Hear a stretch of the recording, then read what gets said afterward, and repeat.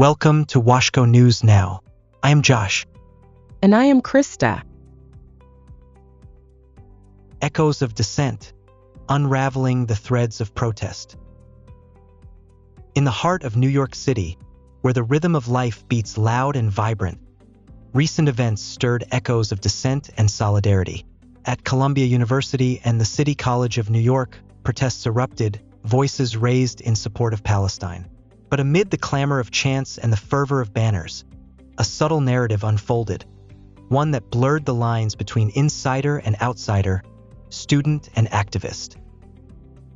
As the sun dipped low over the city skyline, casting long shadows across the campuses, the streets began to throng with impassioned crowds. Students, faculty, and activists gathered, united by a common cause, demanding justice for Palestine. Among them stood faces both familiar and unknown, a mosaic of voices converging in protest. The protests were more than just expressions of solidarity. They were symbols of resistance, defiance against injustice. Yet, beneath the surface of unity, a tension simmered, a tension born of uncertainty and suspicion. Rumors swirled of outside agitators, shadowy figures pulling the strings behind the scenes. Mayor Eric Adams, faced with mounting pressure, sought to untangle the threads of unrest. Amid accusations of outside influence, he pledged transparency, promising to reveal the truth behind the arrests that had punctuated the protests. In the halls of academia, tensions intensified. Students grappled with the complexities of solidarity and activism, navigating the blurred boundaries between campus and community. The protests became a crucible, testing allegiances and convictions, igniting conversations that reverberated far beyond the university walls. As the city awoke to a new day, the truth emerged from the shadows. New York City officials unveiled the arrest breakdown, unveiling a startling revelation. Nearly half of those detained had no affiliation with the universities at all. The revelation rippled through the city, sparking fresh debate and introspection. What did it mean for the protests, for the voices that had risen in defiance?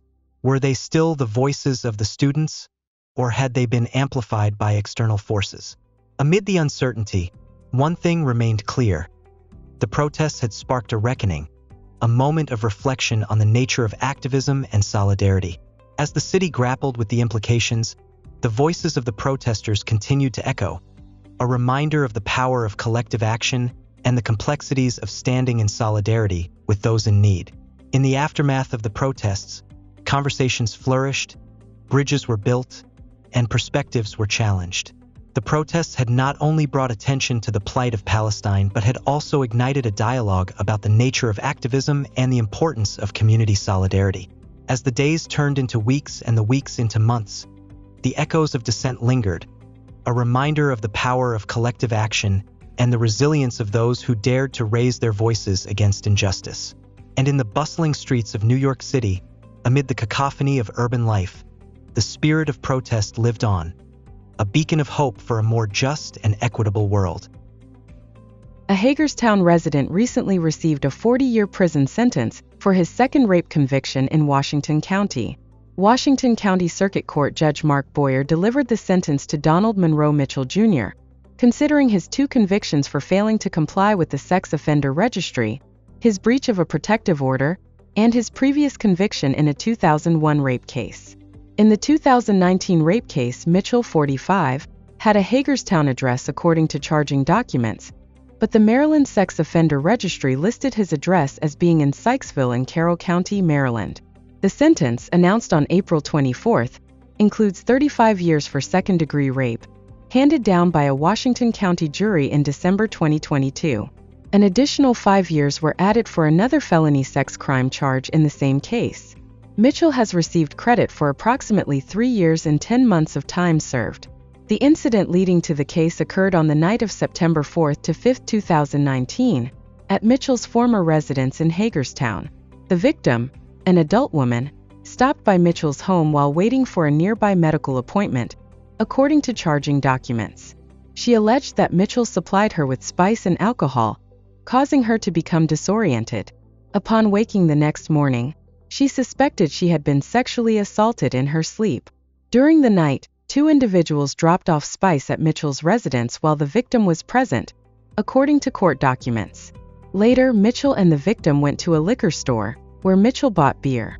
The victim recounted drinking beer and consuming a single hit of spice, blacking out, and later finding her clothing disturbed. Samples from the victim's sexual assault examination were matched to Mitchell's DNA, leading to his arrest.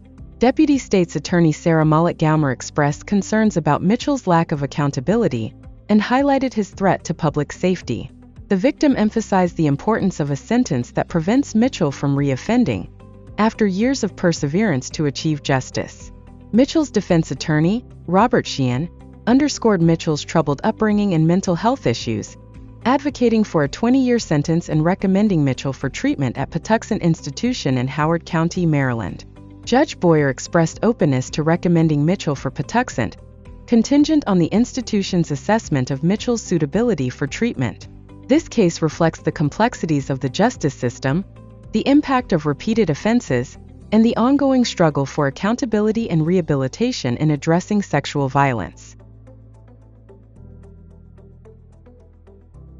The Hagerstown Flying Boxcars are making waves in the Atlantic League of Professional Baseball with their flair for dramatic entrances. In their home opener at Meredith Park, they clinched a thrilling 6-5 victory over the Long Island Ducks in the 10th inning, rallying from a deficit in a light rain.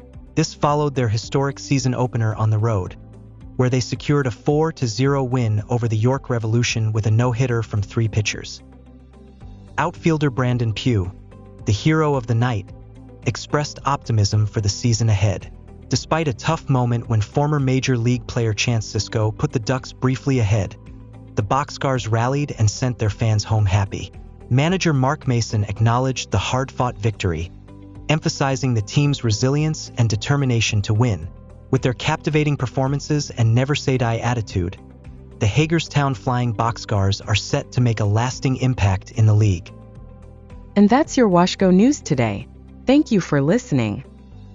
Don't forget to subscribe so you don't miss out on the latest news in our region.